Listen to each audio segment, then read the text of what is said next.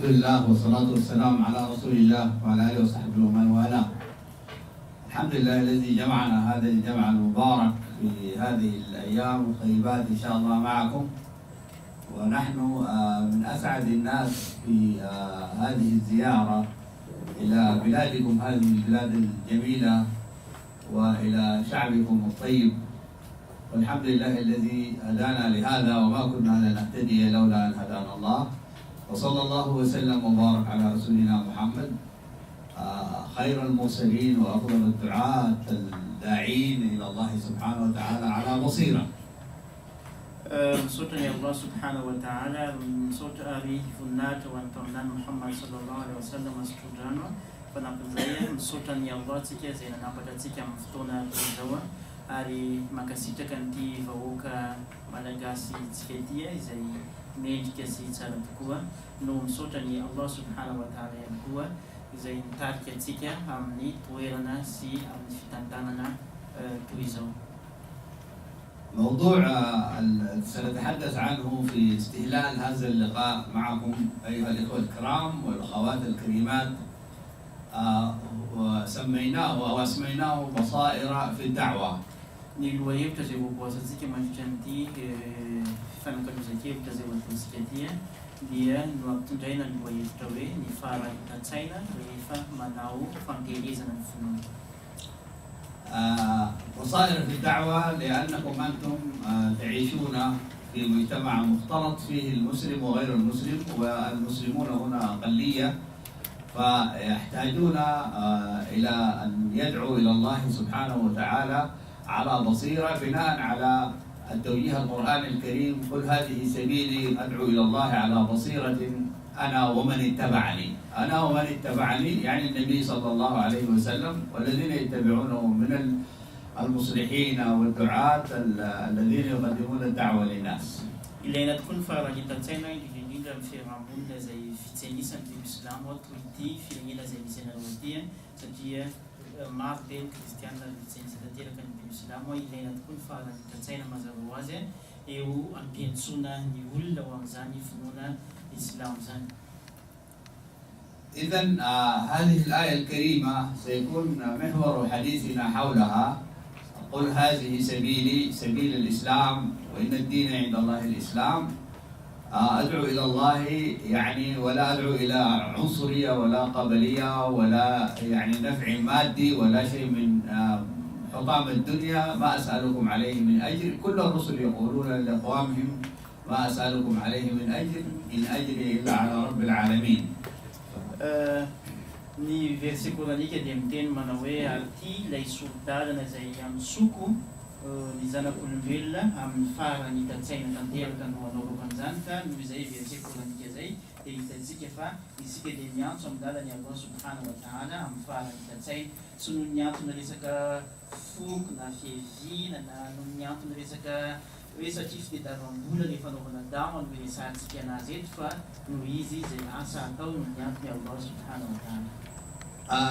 في مرات سابقة ذكرت لكم أنكم أنتم أسعد حالا منا نحن الذين نعيش في مجتمعات أصلها مجتمعات إسلامية، والذين حولنا جيراننا وأهلنا وقبيلتنا وجماعتنا كلهم مسلمون، فنحن نعيش في مجتمع مسلم، ولكن أنتم تعيشون في مجتمع مختلط، فأنتم أحسن حظا منا.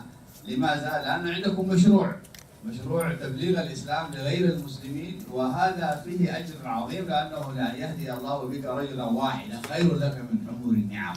فأنتم بهذا أفضل منا حالا، لأنه عندكم مشروع كبير، ونحن عندنا مشروع ولكنه صغير، يعني نأمر بالمعروف وننهى عن المنكر فيما بيننا نحن المسلمين.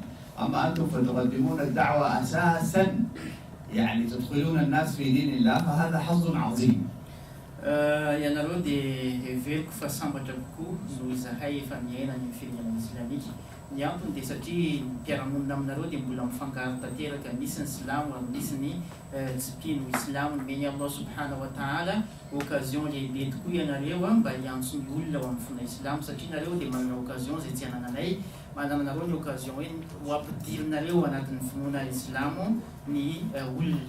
Zany hoe nareo dia manana occasion an'ilay teny mpaminany manao hoe aleo lavitra mampiditra olona anankiray anatin'ny finoana islamo toy izay omena ny harena rehetra manoloana an'izao tontolo izao ka ianareo dia anatina occasion tsara lavitra nohonay satria manana projet izay mbola azo atsangana hoe ahoana ny fomba ampidirana ny olona anatin'ny finoana islamo fa zahay aminay ihany efa mpino islamo daholo ny ankamaroan'ny olona sarotsarotra ny ahitana olona tsy mpino islamo avadika islamo. إذا لما كان عندنا هذا المشروع مشروع الدعوة إلى الله، قل هذه سبيلي أدعو إلى الله، يعني الدعوة إلى الله، لما كان عندنا هذا المشروع فلا بد أن نضع له خطة محكمة لتنفيذ هذا المشروع. لذلك ستكون المحاضرة عن بصائر في الدعوة، كيف ندعو إلى الله على بصيرة يعني في هذه المجتمعات. Kany verset koranika izay ntenintsika dia miteny manao hoe ary ty ilay sorodalana izay antsoko ny olona ho amin'ny finoanany Allah subhanahu wa ta'ala. Noho izay antony izay tsy maintsy mametraka antsika tetikasa paikady hoentina miantso ny olona amin'ny fomba mendrika sy mipetrapetraka tanteraka ka ahoana ary ny fomba iantsokontsika ny olona ho amin'izany finoana islamo zany andeha ho azavaintsika.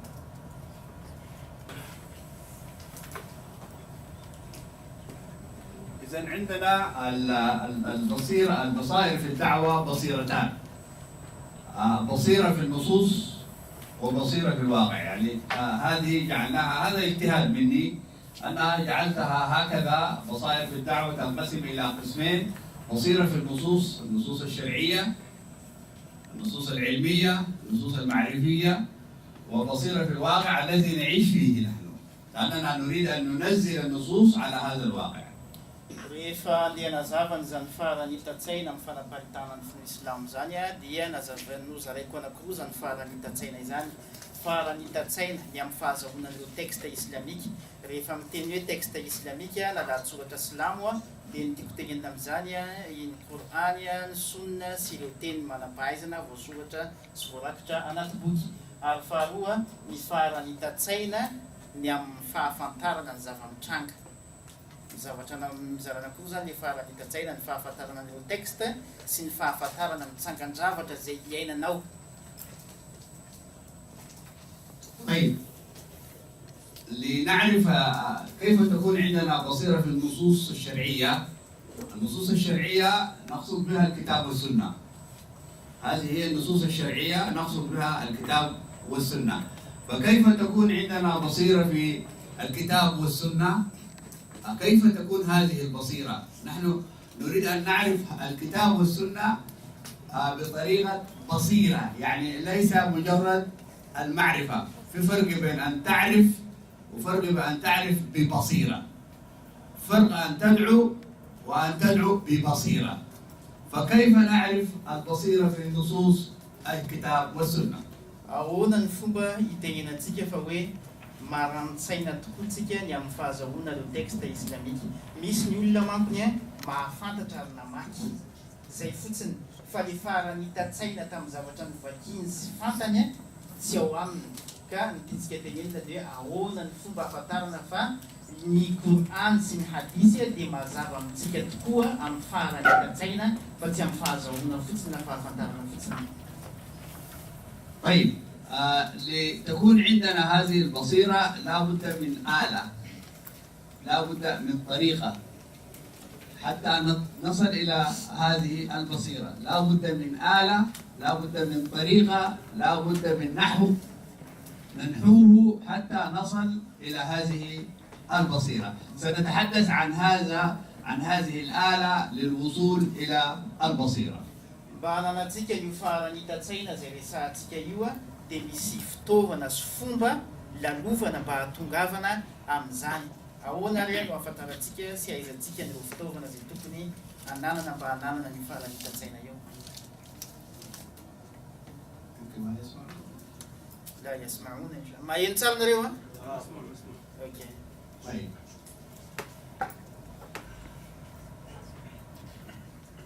نقول البصيرة في النصوص أيضا تنقسم إلى قسمين.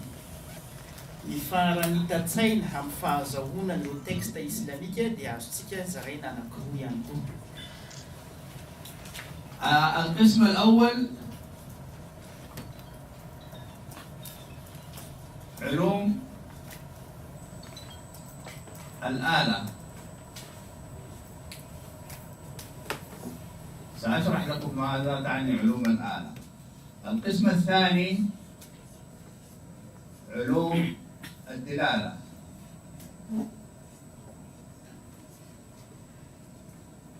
Direto misy science anankiroa, fahalalana anankiroa izay tena tokony ho fantarintsika. Zaraintsika anankiroa ilay izy dia ny tontolon'ny fitaovana sy ny tontolon'ny preuve, tontolon'ny proof zany. Ny proof sy ny fitaovana. Ho azavaiko aminareo hoe inona moa ny antsoina hoe tontolon'ny fitaovana, fahalalana ny tontolon'ny fitaovana sy ny fahalalana ny tontolon'ny proof. علوم الآلة أي شيء عنده آلة للوصول إليه أو لصنعه. يعني مثلا هذا الميكروفون آلة لتكبير الصوت، وهذه الكاميرا للتصوير، وهذه اللمبة للإضاءة. الآلة هي آلة الشيء التي تصل بها إلى الشيء. يعني هذا الميكروفون صنع لتوصيل الصوت إلى أبعد مدى ممكن. هذا معنى الآلة. الآلة هي الشيء الذي تعمل به وتصل به إلى المقصود. Tiako tenenina amin'ny fitaovana dia ny hoe eo ampampitana ilay fahalalana dia mampiasa fitaovana ianao mba hahazoana anazy. Toy ny hoe mampiasa microphone ianao mba hampambonimbony kokoa ilay feo, ahatongava ilay hevitra any amin'ilay olona, na mampiasa caméra anao mba hampisehoanao sary mba ahatongava ilay fahalalana any amin'ny olona. Izany hoe ny antsoina hoe fitaovana dia zavatra anankiray ampiasaina mba hampitanao an'ilay zavatra amin'ny olona anankiray.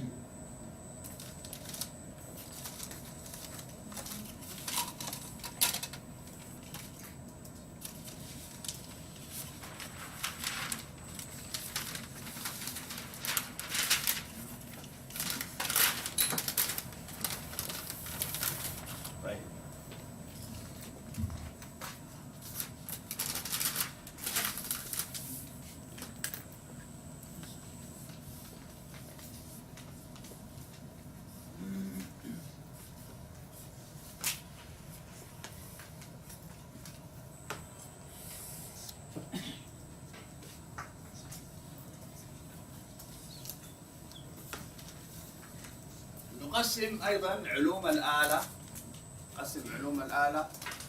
إلى قسمين. Mazava amintsika angamba fitotoizan'ny fanazavana iresaka indray fotsintsika zao io mahakasika ilay ulumul ala, ny fahalalana mahakasika ny fitaovana. Hozaraintsika anankiroa izy io. على قواعد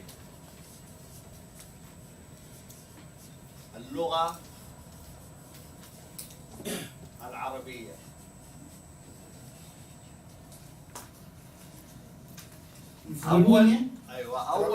أول علم من العلوم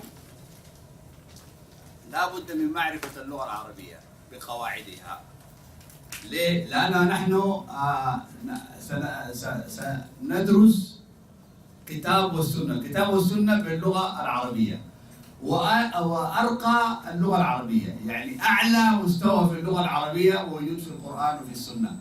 الرسول صلى الله عليه وسلم أفصح العرب، قال أنا أفصح العرب لأني من قريش، وقرآنا عربيا غير ذي عوج وغاية في البيان، وأعجز العرب الفصحاء يأتوا بسورة من مثله. فإذا لا بد من التعرف على اللغة العربية بقواعدها المرعية. Sika mazava ho azy teny am-piandohana dia ny teny mahakasika ny resaka hoe fahalalana ro lahatsoratra. Isan'ny fitaovana ngeza be indrindra tokony ho ampiasaina ary tsy maintsy ilaina rehefa te haranintsaina mahakasika ny diplomatia dia ny fahafantarana ny grammaire arabo. Fitaovana anankiray voalohany ahafahanao mahafantatra ny zavatra fonosiny teny arabo, satria mazava ho azy fa ny Qur'an sy ny hadisy ny mpaminany dia voarakitra amin'ny teny arabo, ary tsy ho vitanao mihitsy ny hahazo ny Qur'an sy ny hahazo ny teny mpaminany raha tsy mazava aminao ny zavatra voalaza ny Qur'an, raha tsy mazava aminao ny grammaire. Ka amin'ny boky voasoratra mendrika sy tsara indrindra amin'ny teny arabo dia ny Qur'an sy ny hadisy ny mpaminany dia voalaza araka ny voalazany fa izy no mahay ny teny arabo indrindra sy avamina indrindra tamin'izany fitenenana arabo zany ka itsika dia miaiky fa na ny Qur'an na ny teny mpaminany dia ireo ny boky tsara indrindra sy ambony indrindra voasoratra tamin'ny teny arabo na ny fahaizana mandahatra sy ny sisa ka mba azahoantsika anazy dia tsy maintsy marina an'ity fahaizana ny grammaire arabo itsika. إذا يصير عندي آلتي لفهم القرآن والسنة، آلتي لفهم القرآن والسنة أن أنا أفهم اللغة العربية، أعرف قواعد اللغة العربية. كما أفاق معاذ القرآن والسنة mpaminany sallallahu alaihi wasallam dia fitaovana voalohany tsy maintsy anana kony amin'ny fahatongavana amin'izany fahalalana zany ny fahaizana ny grammaire arabo. طيب ما هي اللغة العربية؟ يعني لماذا أنا أعرف اللغة العربية؟ زي ما أجبنا أن حتى تكون لي آلة لفهم الكتاب والسنة. طيب اللغة العربية أصلا اللغة العربية هي لغة قوم يعيشون في الجزيرة العربية وأكنافها، هؤلاء هم العرب، هذه لغتهم، ولكل ناس عندهم لغة واختلاف في ألوانكم واختلاف إيش؟ ألسنتكم، هذا شيء معروف.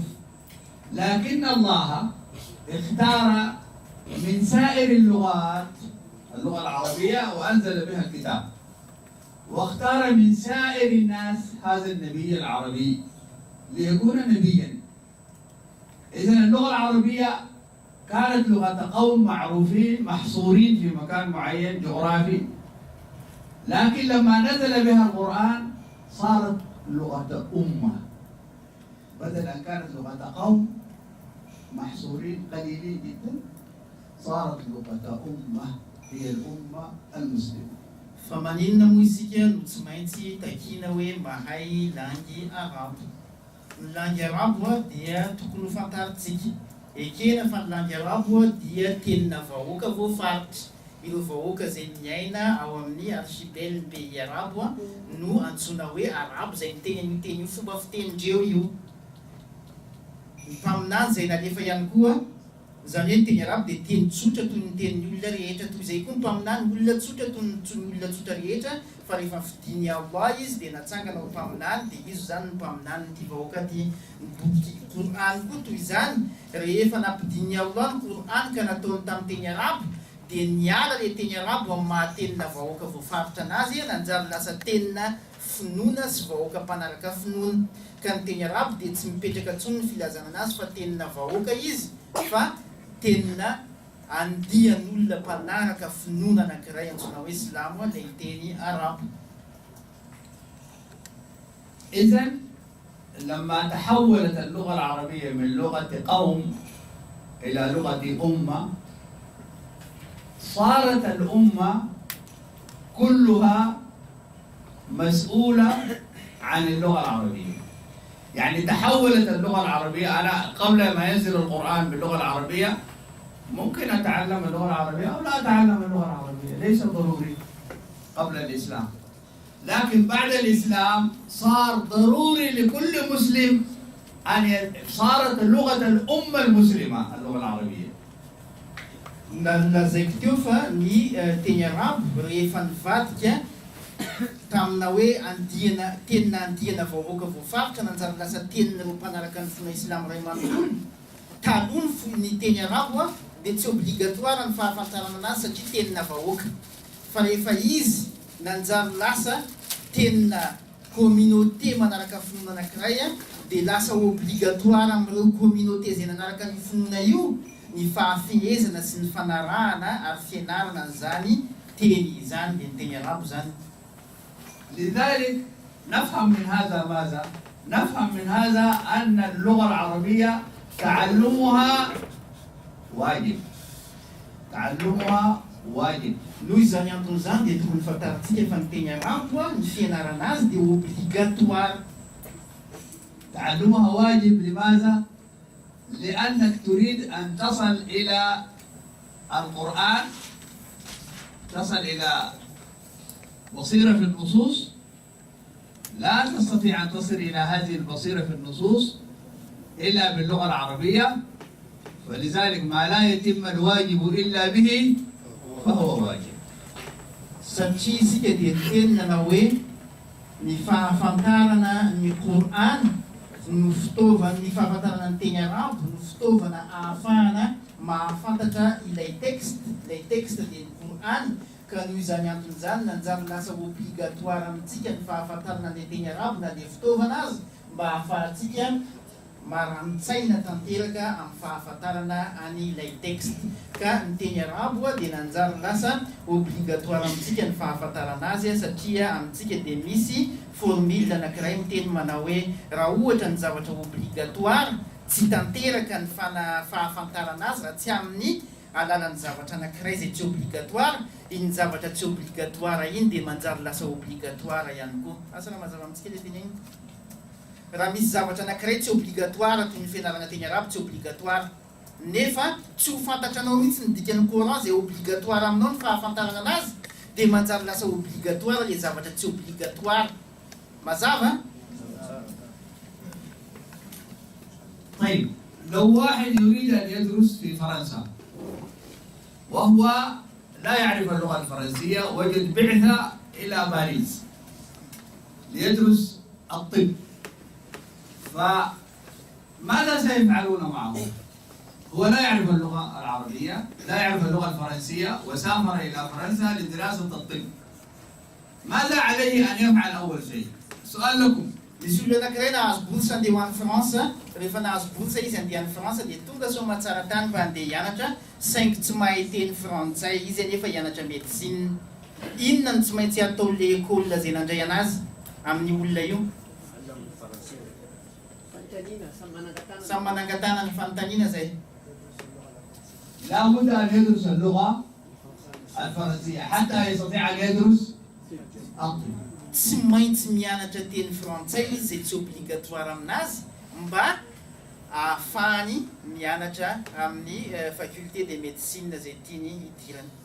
إذا أنت أول ما عرفت أنك مسلم، أنت مسلم، قالوا لك أن تشهد أن لا إله إلا الله وأن محمد رسول الله وتقيم الصلاة وتؤتي الزكاة وتصوم رمضان وتحج البيت، لكن أيضا أن تتعلم اللغة العربية واجب كما تصلي وتصوم.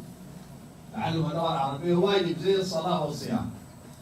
Kanu yan zay anton'izay ny olona anankiray rehefa nanaraka ny fomba islam teny fa la ilaha illallah Muhammad rasulullah manomboka eo lasa obligatoire aminazy koa ny fahafantarana ny teny arabo satria izy tokony ahafantatra ny Qur'any toy ny maha obligatoire ny sola sy ny fifehezana izay takina aminy. Asa raha mazava ny zavatra tsy obligatoire nanjary lasa obligatoire. لأنه أول ما جاء محمد صلى الله عليه وسلم بالرسالة جاء للعرب في مكة، قريش جاء بهذا الدين قال لهم قولوا لا إله إلا الله. طيب أنا لو جيت في ناس ليس قريش، ناس ما يعرفون العربي، أقول لهم قولوا لا إله إلا الله فقط ولا أعلمهم نفس اللغة العربية حتى نتفاهم؟ Mpaminany sallallahu alaihi wasallam rehefa tonga tao amin'ny vahoaka Quraish dia niteny tamin'izy ireo fa hoe midirana ireo anatin'ny fona Islamo mitenena fa la ilaha illallah dia niditra ireo olona ireo nifankahazo tsara zareo. Fa za zao io izy raha andeha amin'ny olona izay tsy miteny arabo anaparitaka an'ilay fona Islamo, inona ny zavatra ho ataoko voalohany? Tsy maintsy mampianatra an'ireo vahoaka ireo teny arabo loza mba amizay zahay mifankahazo isin'ny fankahazahoana aloha dia obligatoire le fampianarako an'ilay teny arabo. طيب هذا ملخص لقضية تعلم اللغة العربية، لأن تعلم اللغة العربية صار عبادة. يعني أنت لما تجلس في الفصل أو قاعة الدراسة تدرس اللغة العربية أنت في عبادة. لما تدرس الأشياء الأخرى هذه من فنون إدارة الحياة، من الدنيا، علوم الدنيا. لكن أول ما يدخل مدرس اللغة العربية أنت في عبادة. noho izay anton'izay ianao rehefa mianatra ny teny arabo io a dia toy ny hoe manompo ianao manao fanompona an'ilay pahary amin'izao tontolo izao.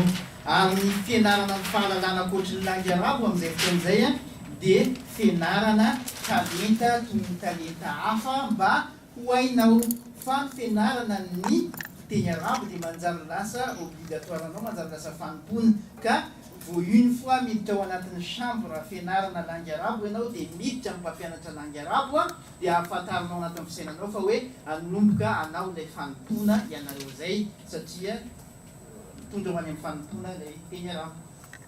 طيب الصحابة لما دخلوا الإسلام بلاد العجم، بلاد غير العرب، علموهم اللغة العربية.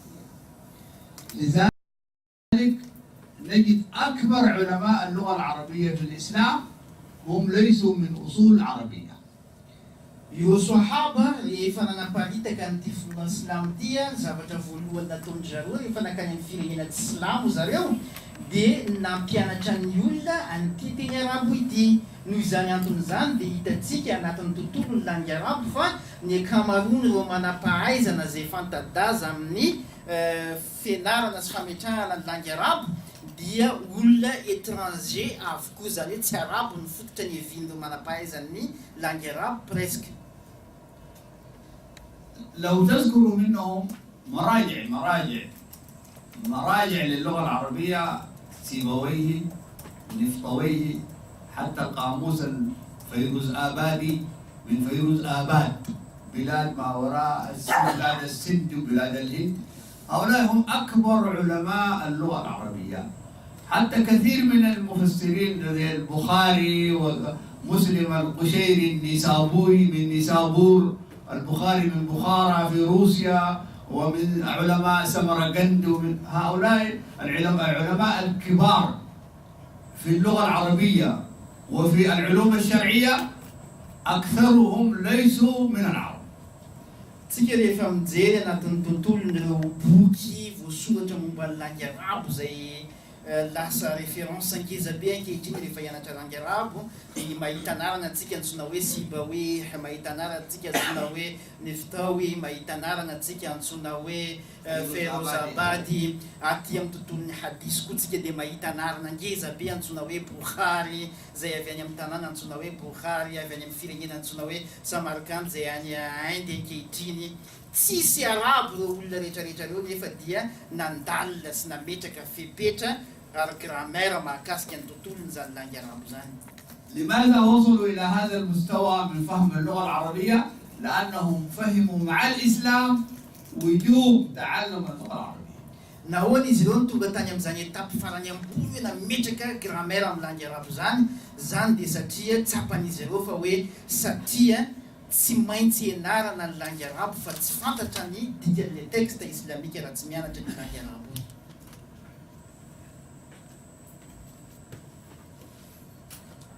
قواعد الأصول.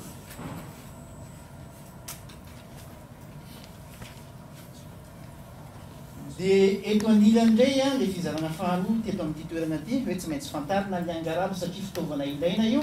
Isan'ny fitaovana ilaina ihany koa dia ny hoe ny fahafantarana ireo fototra tokony haingana. قواعد الأصول.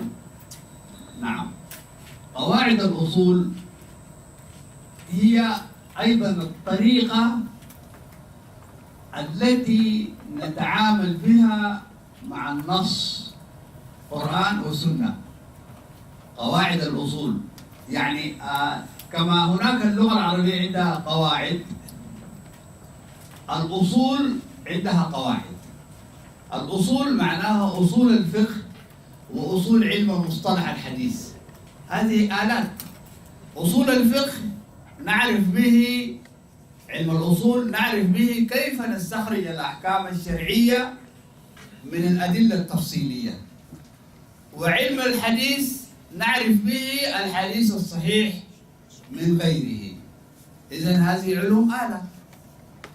Mazava ho azy manana zany tsika ny hoe tokony fantarina ihany koa fitaovana ampiasaintsika dia ny fahafantarana ireo fototra iangana satria isika dia manana an'ireo preuve anatin'ny Korany izay Korany fotsiny izy texte tsotra fotsiny fa ahoana ny fomba fanatsoahana preuve azontsika avy amin'ny alalan'izany fototra zany manatsoaka preuve ianao ohatran'izany koa ananantsika fotsiny le texte momba le hadith hoe reo le hadith be dehibe reo fa ahoana ny fomba fahafantarana fa hoe ty hadith diso a ty hadith marina ty hadith ny foronina ty tena marina ty azo antoka mazava ho azy le titsika tenenina zany de fomba hafantarana ny fototra ny Korany fantarana ny fotony de tsoahana ny preuve ao anatiny ny hadith fantarana ny fotony de fantarana hoe izy ny marina sy diso amin'izy reto asa raha mazava aminareo le fanazavana somary efa miditra lalina be tsika amin'ny fanazavana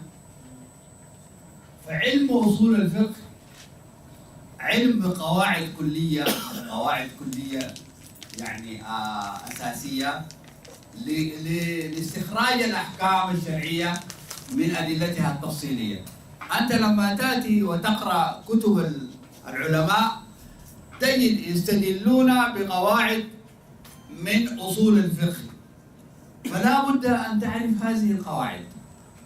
يستدلون بالأحاديث ويقول لك هذا الحديث معضل، هذا الحديث منقطع، هذا الحديث مرسل.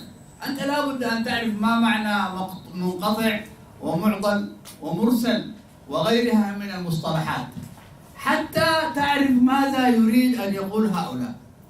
هذه لغتهم في الكلام، هذه لغتهم في التعليم، هذه لغتهم في الكتابة. أنت لا بد أن تعرف مصطلحات هذه اللغة. نعم.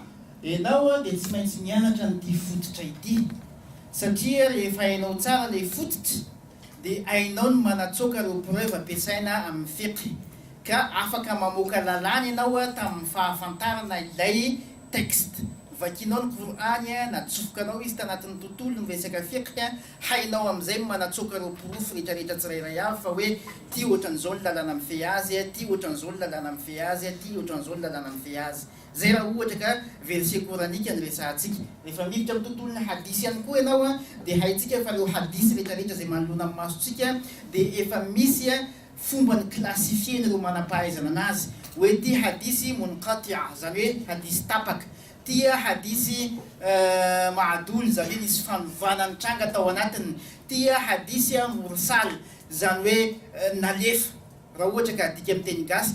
Fa zany rehetrarehetra zany dia misy fepetrany. Rovina moa ny hadisy no antsoina hoe tapaka, rovina moa ny hadisy no antsoina hoe narenina, rovina moa ny hadisy no antsoina hoe nalefa fotsiny dia efa hainao vocabulaire fampiasa mpahay fiqh zany fa miaraka ry zareo mifampiresaka tonga dia mifampicomprendre dia ianao koa en tant qu'islam tokony efa mahafantatra an'izany hoe zao le hadisy tonga dia efa hainao hoe mikanalize ato zany hadisy zany. في علوم الآلة قلنا قواعد اللغة العربية، قواعد الأصول والحديث. نريد من أخونا شيخ هارون يعمل بملخص سريع. تكرر من جابيا أن الشيخ هارون تورينا زي فانا زبانة تسوتر زي با همينت نام تكرر نزابة نزابين. بسم الله والحمد لله والصلاة والسلام على رسول الله. على كلمة zavatratiny ampitain'ny professeur amitsika zany dia atsika zany ankamaroantsika moa zany mampihena ny fonona islamo ary tsika moa zany anisany ny rahany mpaminany Muhammad sallallahu alaihi wasallam ampita an'izany fonona islamo zany amitsika samby atsika ny fahalalan'ny fonona islamo ary amin'ny hafa zany fonona islamo zany ka ny zavatra tiany zany ampitaina amitsika dia hoe isika zany rehefa mampita zavatra anankiray dia mba haitsika tsara ny zavatra ampitaitsika, haitsika tsara ny zavatra ampitaitsika. Dia zany mahatonga izy manomentsika karazana fitaovana izay entitsika ampahafantarana an'ireo olona le zany finoana islamo zany satria ianao rehefa mahalala tsara ny zavatra teneninao, mahalala tsara ny zavatra ampitainao dia moramora aminao zany ny fampitanan'ilay izy. Reto zavatra ny voalazany reto reto zavatra voalazany reto mbola miainga zany izy le amin'ny ankapobeny mbola amitsika samy mpino islamo zany fa kanefa zany ianao na dia mampita amin'ilay tsipino islamo ihany koa, ianao zany efa mahalala le zavatra tena teneninao, satria mianga mifototra daholo ny zavatra rehetra zay ho atao. Indrindrandrindra zany rehefa anao miresaka amin'ny sampino islamo tena ilaina le izy ianao koa miresaka amin'ny samy tsipino islamo, hainao koa ny fototra n'ilay fononanao ka mipetraka amin'ny zavatra matanjaka zany ianao ary ny fahalalana nyreto zany le zavatra voalazany teo anisan'ny fototra ilaina atanjaka tsara amin'ny tsirairay ahafahantsika zany hoe mahavita manazava sy mahavita mitondra ilay finoana islamo. Hitantsika zany fa talohan'ity nanomezana antsika nireto rafotra izay ilaina reto dia nilazantsika izy an'ilay resany teo amin'ny voalohany mikasikasika n'izany fitaovana hafa zany ilaina ankoatra ny fampielezana ny finoana islamo zay ngambany fanafoezana ny zavatra tiana biteny amintsika. Donc zany tsika zany mila zay ny lazaiko tamin'ny voalohany teo hoe isika zany tsara ny mianatra fa ny tena ilaina amintsika dia ny fampitantsika anireo fahalalana izay azo isika mba ahafahantsika zany mahazo tombotsoa amin'ilay zavatra ny anarantsika ary ny hafa ihany koa azo tombotsoa amin'izay jazakumullahu khairan. قلنا هناك بصيرتان، بصيرة النصوص مقسمة علوم الآلة وعلوم الدلالة. فتكلمنا عن علوم الآلة، الآن سنتكلم عن علوم الدلالة. Resaka antsika mahakasika ny hoe faranitantsaina ny amin'ny fahafantarana ireo texte islamika dia tato amin'ny sampana anankiray tontolo ny fitaovana nyresantsika teo, fitaovana ilaina mba hahafantarana sy hamparanitra kokoa ny fisainany. Dia zao ndray tsika hiditra ato amin'ity tapany faharoa ity dia ny hoe ny fahalalana ireo porofo. طيب ندخل إلى علوم الدلالة. Ny fahafantarana ireo porofo zany ny idirantsika zao io.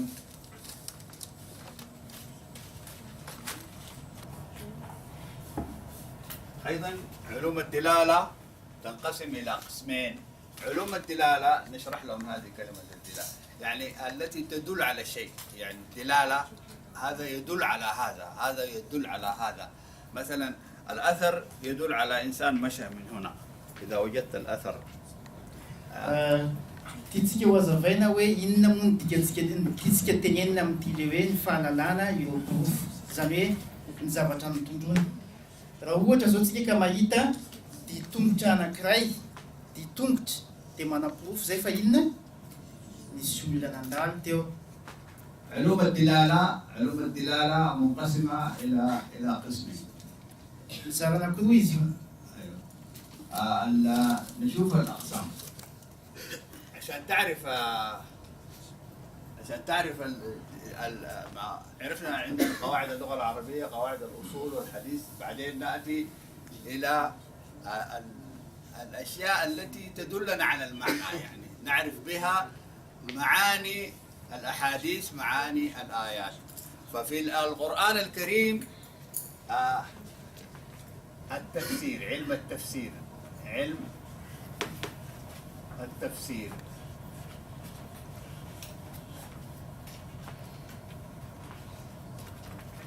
وفي الحديث هنا علوم أو شروح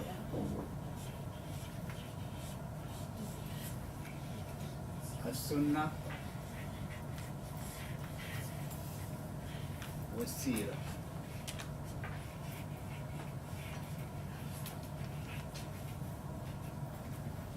دي التفاسير، تفاسير العلماء، نقرأ تفسير ابن كثير، تفسير الطبري، تفسير كذا لنعرف دلالة الآيات، وندرس السنة وشروح السنة زي شرح البخاري فتح الباري أو شرح مسلم النووي عشان نعرف دلالة النصوص الشرعية من الكتاب والسنة.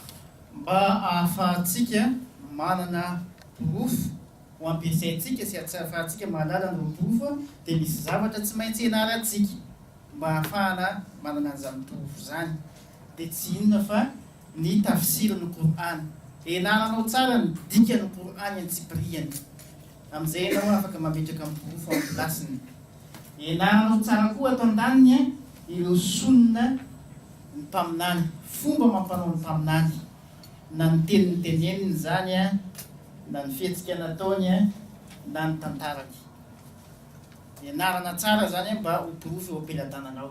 Zany hoe profo mizara anankiroa, mahakasika ny tontolon'ny mpaminany sy mahakasika ny Qur'an. يعني لما ندرس في التفسير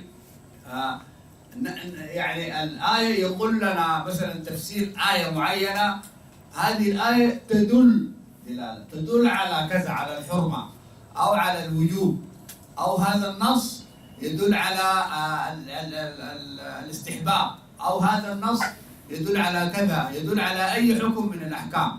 مثلا لما يتكلم عن أي حكم من الأحكام في الأحكام العلاقات الزوجية، في البيوع، في الربا، في كذا، في علم التفسير، في تفاسير القرآن نجد ما هي دلالة هذه الآية. هل هذه الآية تدل على الحرمة أو تدل على الوجوب أو تدل على الاستحباب أو تدل على خبر أو تدل على الموضوع عن الجنة والنار؟ هذا دلالة الآية نجدها في علوم التفسير، ودلالة الحديث نجدها في شروح السنة. Mazava ho azy rehefa hianatra tafsiritsika ny antony ianarana ny tafsir io dia mba hahalalanao fa hoe inona ny zavatra ty le verset koranika tenenina, mandrara izy fa haramo ty zavatra anankiray ity, sa mamporisika izy fa azo atao ty zavatra anankiray ity, sa milaza izy fa mustahaba ny fanaovana ty zavatra anankiray ity, tsaratsara koa ny fanaovana azy. Zany hoe rehefa mianatra le tafsiritsika dia manjary lasa mahafehy ny tontolon'ny fanambadiana, inona ny zavatra takiny, ny tontolon'ny fitrosana, inona ny zavatra takina, ny tontolon'ny resaka fanjanaham-bola, inona ny zavatra tenenin'ny Qur'an mahakasika an'izany, miresaka paradisa sy afobe ve izy sa ohatran'izany, fantarina tanteraka ny dikan'le verset dia fantatranao ny zavatra tiany hotondrony sy miprofo tiany holazaina. Ohatran'izay ihany koa raha manomboka mianatra ny hadisy ny mpaminany ianao dia manomboka te ahafantatra fa hoe inona ny zavatra tiany tenenina sy tondrona. طيب إذا نحن هنا تكلمنا عن علوم الآلة التي بها نصل إلى معرفة علوم التفسير، والقواعد كلها شروح السنة، شروح القرآن وشروح السنة هي في النهاية توصلنا إلى البصيرة في النصوص. يعني البصيرة في النصوص من خلال علوم الآلة وعلوم الدلالة نصل إلى البصيرة في النصوص. نصل إلى بصيرة في النصوص. Zany hoe mitondra ny tenenina hatramin'izay voalohany ny tomboana izay dia zao, ianaranao ireo fitaovana rehetra, hainao tsara voafehanao ny grammaire, fantatranao ny fahalalana momba ny fototra rehetrarehetra, vakinao amin'izay ny Qur'an, manomboka mazava aminao tanteraka ny tianao tenenina, manomboka mianatra ny tantara mpaminany sy ny hadisy ny rehetrarehetra ianao, misokatra tanteraka ny sainao, manomboka manana faharanitantsaina feno tanteraka ianao, afaka micomprendre tsara fa hoe inona ny tena lazaina. بعد ذلك دعونا نتحدث عن البصيرة في الواقع. Andao indray aratsika hiditra amin'ilay sampana anankiray izay mbola tsy nitenenitsika mihitsy ny teny hoe ny faharanitan'ny saina amin'ny fahafantarana ny zava-mitranga sy ny zava-misy.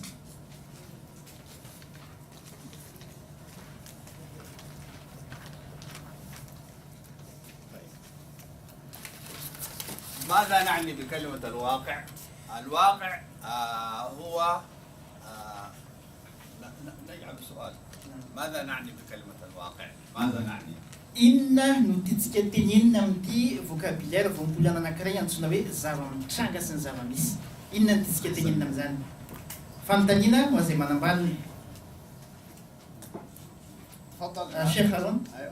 حدوث الشيء في زمان في مكان معين. الواقع مش حدوث الشيء نفسه، ولكن الواقع هو المكان الزمان المعين، يعني هذا الواقع الذي مثلا الواقع الان في مدغشقر، ما هو الواقع في مدغشقر؟ ان بلد يعني يعيش فيها مسلمون اقليه ويعيش فيها غير المسلمين، وبلد اقتصادها كذا وحياتها كذا ووضعها السياسي كذا. هذا واقع يعني الحال، واقع الحال.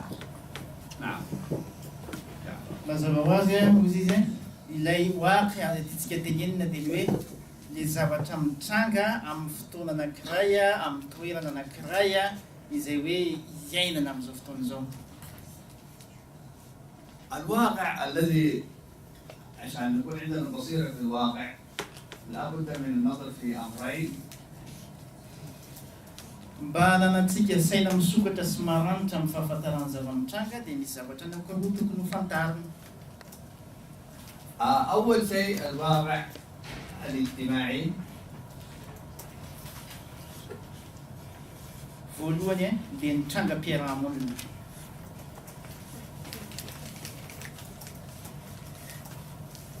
وبعدين الواقع الثقافي. faharoa ny tontolon'ny kolontsaina ao amin'ilay fiarahamonina. الواقع الاجتماعي، الواقع الثقافي. إذا أردت، نحن نريد أن يكون عندنا بصيرة في الواقع الذي نعيش فيه، فلا بد أن نعرف الواقع الاجتماعي للناس الذين نعيش معهم. الواقع الاجتماعي بمعنى أنهم هم يعني كيف تركيبتهم الاجتماعية، مثلا القبائل، المجموعات العرقية، المجموعات الإثنية، المجموعات يعني الأغنياء، الفقراء، يعني كل الحياة الاجتماعية، حتى نسبة الفقر في البلد، نسبة الطلاق بين النساء، نسبة الفساد الموجود في المجتمع، كل هذا هو واقع اجتماعي. أنا لازم كداعية أعرف هذا الواقع الاجتماعي. نعم. mba hafantarana zany tontolo ara-piarahamonina zany dia misy zavatra maromaro tokony ho fantarinao, ohatra ny hoe ny fahantrana misy eo amin'ilay faritra, ny fananan-karena misy eo amin'ilay faritra, ny vehivavy misara-panambadiana anatin'ilay faritra, vehivavy tsy manambady anatin'ilay faritra tratry ny fisara-panambadiana, ohatra hoe ny isan'ny foko ao anatin'ilay fiarahamonina, ny karazana loko sy ny karazana fomba misy eo amin'ilay fiarahamonina tokony fantarina daholo zany ireny rehetrarehetra ireny mba ahafahanao mifehy an'ilay fiarahamonina sy mahafantatra azy. طيب عشان نعرف الواقع الاجتماعي مش يعني نشوف بس المجتمع كده من برا، لابد عشان نعرف الواقع معرفة علمية نعمل دراسات علمية، دراسات في الواقع، مثلا دراسة إحصائية، كم عدد هؤلاء وعدد هؤلاء، نسبة الفقر، نسبة كذا، لابد تكون هناك دراسات علمية لمعرفة واقع الناس، سواء كان واقع معيشي، واقع اقتصادي، واقع كذا، كل هذه تتم المعرفة بالدراسة بالمعلومات. rehefa miresaka antsika n'izany hoe fahaizana fiarahamonina zany tsy midika akory zany hoe mivoaka etsy amin'ny arabe etsy ianao dia mitazana indray mitompo maso dia hoe ohatran'izao ilay fiarahamonina, fa tsy maintsy fantatra anao ny statistika ny zavatra rehetrarehetra, ny isan'ny ohatran'izao, ny isan'ny ohatran'izao, ny isan'ny ohatran'izao firy ao anatin'ity fiarahamonina ity, fantatra anao antsipiriany zany zay inona statistikany tontolo manodidina anao zay hainao nanaovana étude spéciale mihitsiny mba ahafantarana azy. أسأل الآن أنتم تقوموا بالدعوة، هل عملتوا أي إحصائية عن نسبة الطلاق مثلا؟ Tsika zao milaza fa mpanao dawa eto Madagasikara, fantatra anareo zay hoe firy eo عن معدل الدخول في الإسلام خلال العام. Isa-taona ve dia fantatra anareo hoe firy eo ny isan'ny olona mise converti anatin'ilay finoana islam. هل عملتوا أي دراسة عن نوعية الناس الذين يدخلون من الإسلام، نوعيتهم، يعني هم من الصغار من الكبار من الشباب من الفقراء من الأغنياء من أي نوعية. Ny qualité le olona mpiditra silamo koa ve fantatranareo, zazakely ve, olon-dehibe ve, lehilahy ve, vehivavy ve, mahantra ve, manan-karena ve reo mpiditra silamo. هل عملت أي دراسة لتعرفوا اتجاهات الرأي المستقبلي في الحياة الاجتماعية، يعني دراسة الرأي للمستقبل؟ Na efa nanao étude ve tsika mahakasika no nataontsika statistika zany hoe ny fomba fijerin'ny olona mahakasika ny avenir, dia ahafahantsika mamaritra hoe raha ohatran'izao ny fomba fijerin'ny olona dia ohatran'izao zany ny avenir hitranga. هل عملت أي دراسة عن أثر الضيوف الذين يأتون للعمل الدعوي في البلاد؟ Maro vahiny izay tonga miditra eto Madagasikara, efa vita étude ve mahakasika ny hoe nisy fetraikany ve sa tsisy fetraikany fihevian'izy ireny teto. هل عملتم أي دراسة عن أسباب دخول الناس من السنة إلى الشيعة؟ Efa mba fantatratsika ve hoe fa inona ny antony mahatonga ny akamaroan'ny sunnita hivadika ho shiita, inona daholo ireo antony? هذه كلها دراسة للواقع الاجتماعي. Ireny rehetra ireny dia étude atao amin'ny fiarahamonina. كيف نحن ندعو ونحاول أن نغير المجتمع ونحن لا نعرف المجتمع؟ Fomba ahoana no hanovatsika fiarahamonina nefa le fiarahamonina zay hovaitsika raha tsy voafehintsika tsara akory. إذن هذه الدراسات العلمية على المجتمع تجعل لنا بصيرة في الواقع. Io fanaovana étude mahakasika ny tontolon'ny fiarahamonina io dia ahafantarantsika ny hoe fa inona marina ilay zava-mitranga. نأتي إلى بصيرة في الواقع الثقافي. Iresaka indray tsika ny amin'ny tontolon'ny kolontsaina. الواقع الثقافي كلمة الثقافة هي مفاهيم الناس العامة في مكان معين. Ny tiako tenenina amin'ilay hoe thakafa, ilay kolontsaina dia hoe ny fomba fahazahoan'ny olona ankapobeny eo amin'ilay faritra. سواء كان هذه المفاهيم دينية Mety amin'ny tontolon'ny finoana izay ny fahazahoana zany, أو سواء كان هذه الثقافة ثقافة آداب وفنون، na mety amin'ny tontolon'ny resaka culture sy talenta, أو هذه الثقافة هي ثقافة سياسية. na mety amin'ny tontolon'ny politika.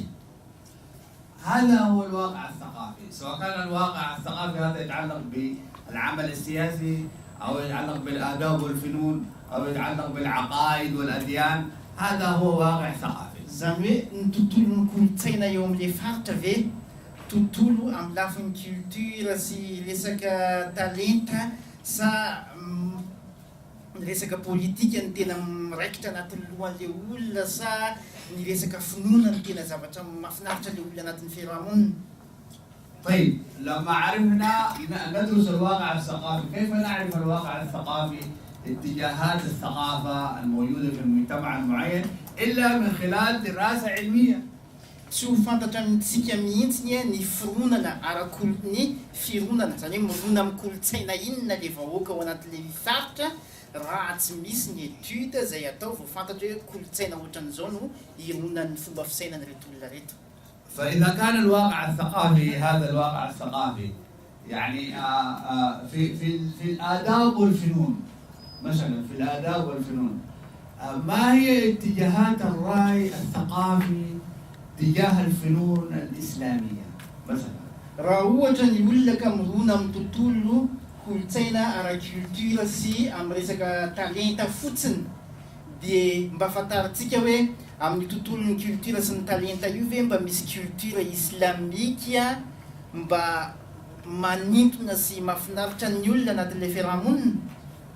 هل قدمتم صورة للفنون الإسلامية للمجتمع الذي تعيشون فيه عشان تشوفوا رد الفعل، يعني مدى استجابتهم للفنون الإسلامية؟ Maro be ireo talenta sy ireo culture islamika izay tokony hamparitaka hoe mba efa fantapatatra antsika sy voafaritra antsika ve hoe ireo mpiarahamonina amintsika rehefa nanaparitahana an'izany mba ohatry ny ahoana ny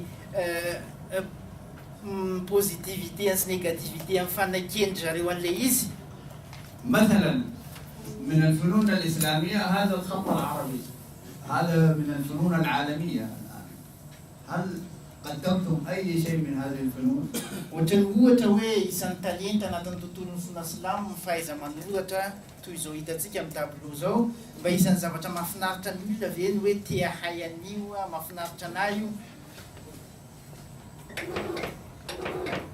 إذن نحن صار عندنا البصيرة في الواقع والبصيرة في الواقع الاجتماعي والواقع الثقافي للمدعوين.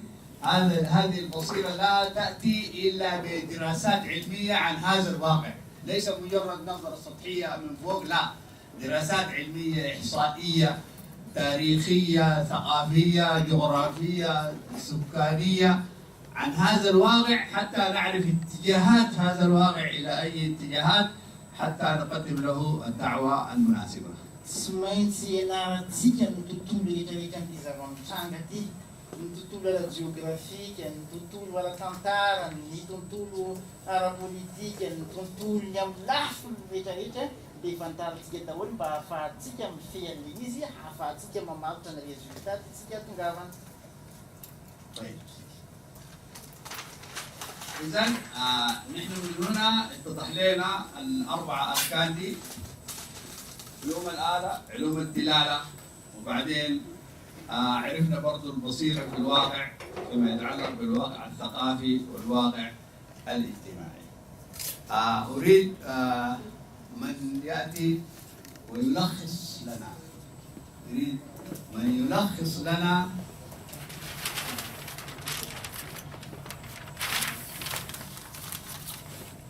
بصيرة في النصوص.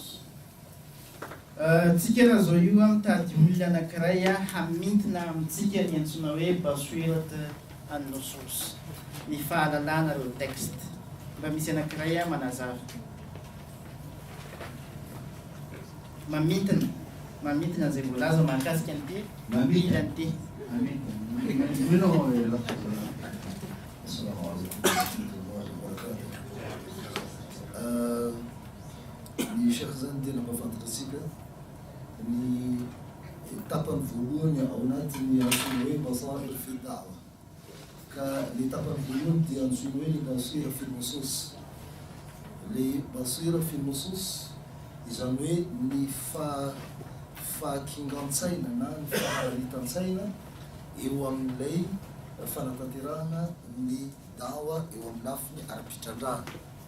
Ka tamin'ny voalohany izy lafa fantatratsika aloha ny antsoina hoe ulumul ala, izany hoe ny famantarana ireo fitaovana izay ilaina ao anatin'izany fitrandrahana izany.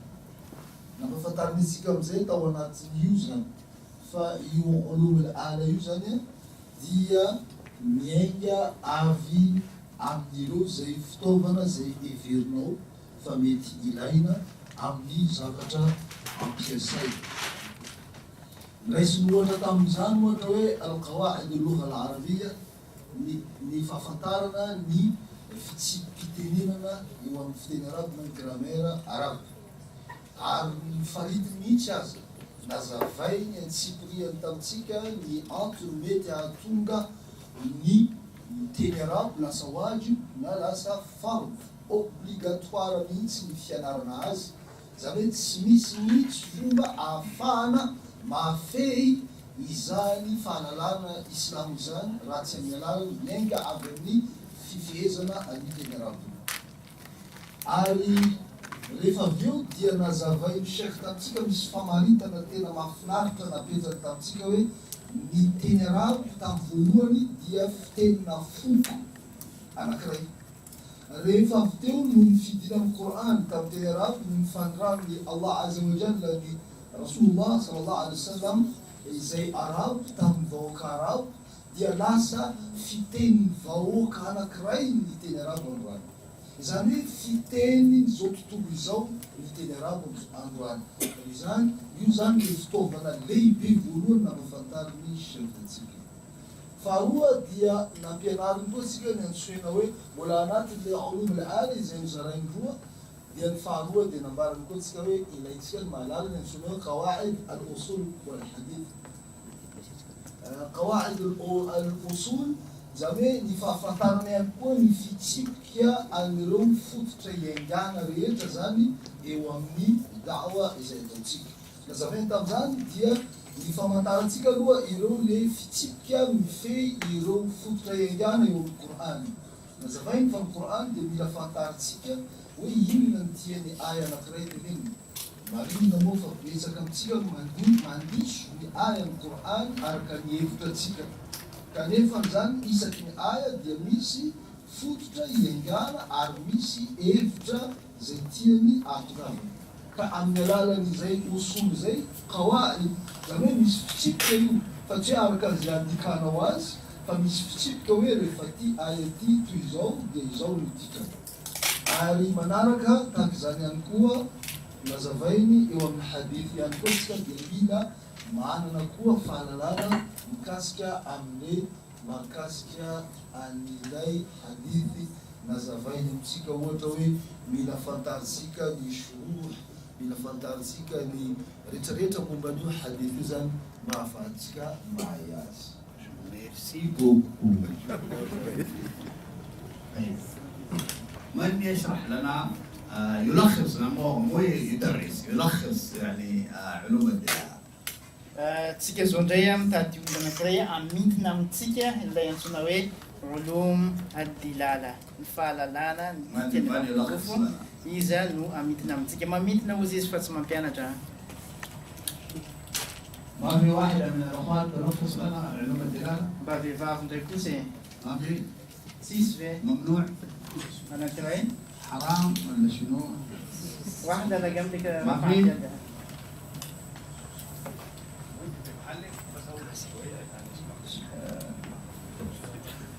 لا سيكون لهم نظر فزم.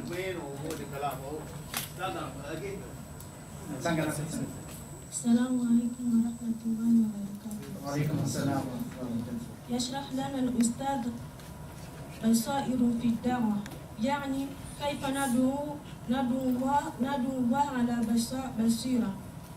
بصيرة ينقسم إلى قسمين، يعني بصيرة في النصوص وبصيرة في الواقع.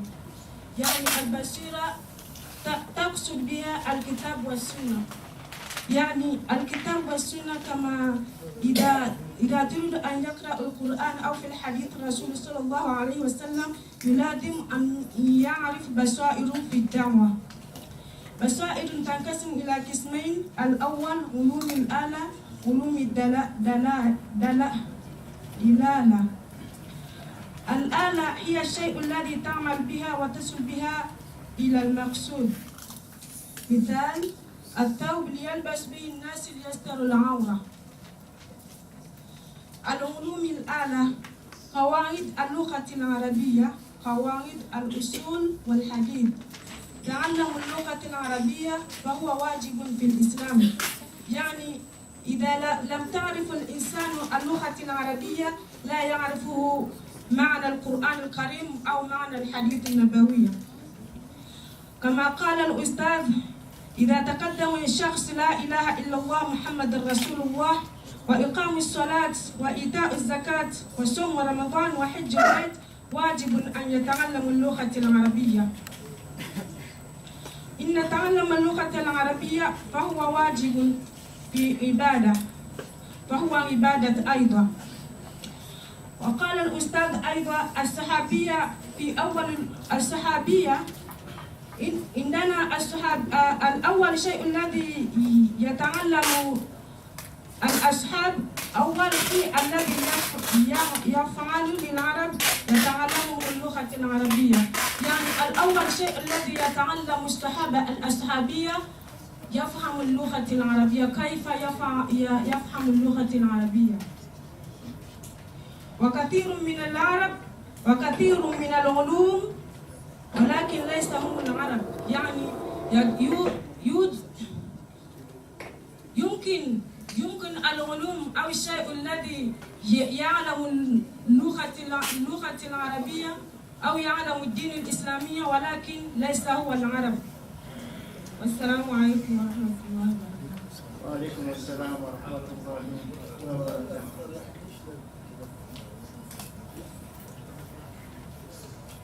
في سؤال، لأنه آخر شيء هنا الوقت انتهى أظن. الوقت انتهى.